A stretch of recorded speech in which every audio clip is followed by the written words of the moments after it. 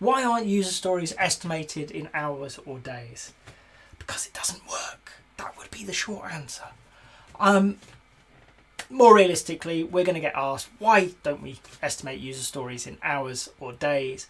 Because we've always done that, and invariably the people who think that works are the ones interviewing. Well, the reason that we've stepped away from it is, well, there's a few reasons. One, it's really hard, okay, to estimate in hours.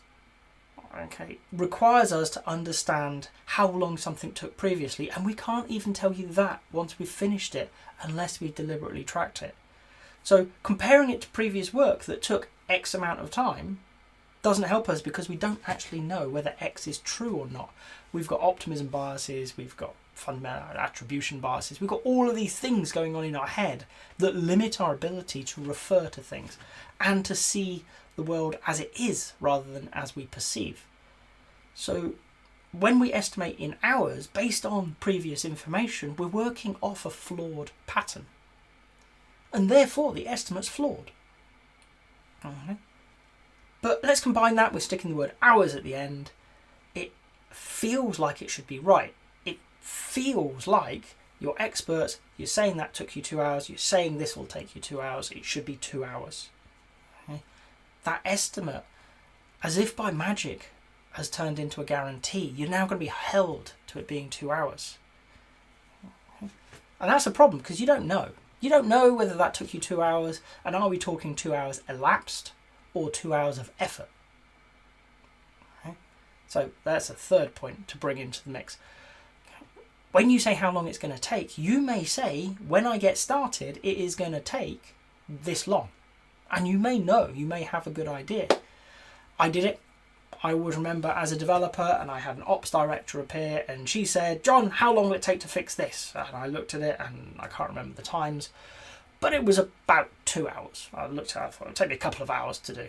Okay. Pretty vague, in my opinion. And she heard 2 hours, and she went away, and she was quite happy with that answer. I then went into a meeting. I then went into a meeting with that very same ops director for over an hour and a half. Got back to my desk, not long after I got to my desk, there she was, appeared. Have you finished? Well, no, I haven't even started, but you said it'd be 2 hours. Yeah, but I didn't mean from now it'll be 2 hours, which is what she'd heard. 2 hours elapsed. I meant when I get to it in this very long list of things that I need to do, it will take me about 2 hours, and that might be next week. She'd promised the client already, because in her world, when I said 2 hours, it was 2 hours from now. In my world, it was 2 hours from when I start. So the communication becomes very fuzzy. You have to start putting caveats around everything. Okay?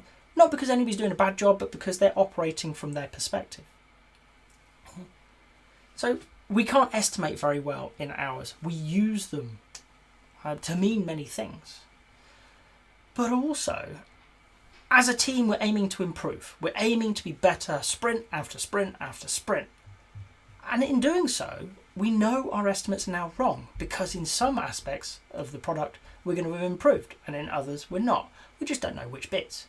So now, to keep our estimates up to date in hours, we need to go back through and reconsider, have we improved in that aspect or not for every single item. So every time round the loop, we're forcing a complete reassessment of our backlog. Some teams may skim it, some teams will do it diligently, but they're all going to spend some time working on estimating stuff that they've already estimated to update it to their current ability rather than delivering a product. And that's just waste because they could be delivering a product. So it's not a helpful thing. And the last one is the time changes. Because we are improving, because we are getting better, the time changes. So the hours that it's going to take changes, but the effort doesn't. So it makes more sense to step away from hours just because of what we know about the work, about how our brains work, about how the environments we work in function. If we estimate the effort involved, if we say instead of it will take us 5 hours, we're going to say, oh, it's about 2 points. And what do you mean by that? Well, it's about the same effort as that 2-point story and that one and that one. And it's about twice that one, and it's somewhere in the region of half the effort of that 5. Okay. Well, how long is it going to take? Well, we can derive the time from that, but what we know is even if we get faster, the total effort involved in delivering that one item isn't going to particularly change. The way that I've fallen today to explaining that is physics. It's weightlifting. Okay? You've got 100 kilos on your back. You need to sit down and stand up again. Good old-fashioned squat. It's going to take you a certain amount of effort. Now, you may be able to squat 100 kilos, you may not. But you're going to be able to calculate reasonably accurately, using simple principles of physics, how much effort based on your height.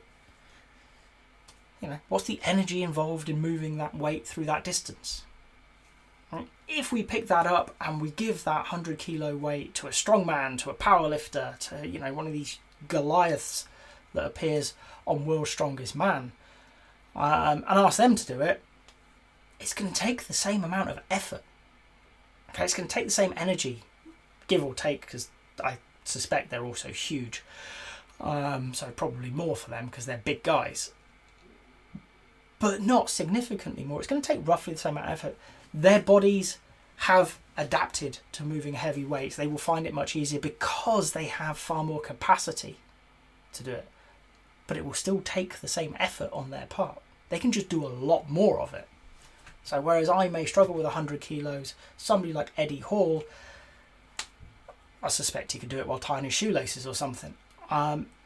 It's not going to bother him in the slightest. Okay? Not because the weight gets lighter, but because he's trained to do it. We're doing the same thing with our teams. As the developers improve, their ability to operate on this product, in these technologies, in this environment improves.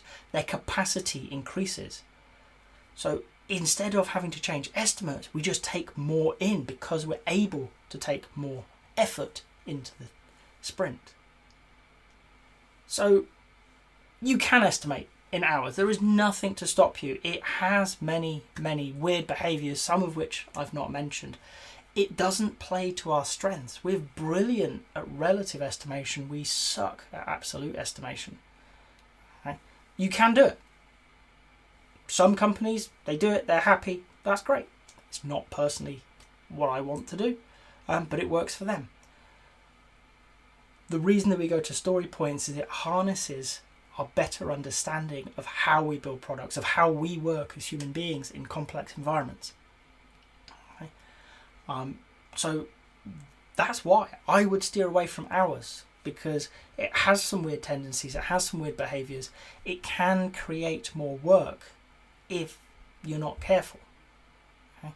Whereas story points, as weird as they may seem on first glance, become much easier to work with over time as that team improves. If you've got to this point in the video, I hope you've enjoyed it. If so, a like would be appreciated. If you want to hear more from me, more answers to questions that maybe you've got in the Agile world, please subscribe to the channel. And if you've got a question that you really want answered, drop it in the comments. I promise we'll get around to it. Thank you.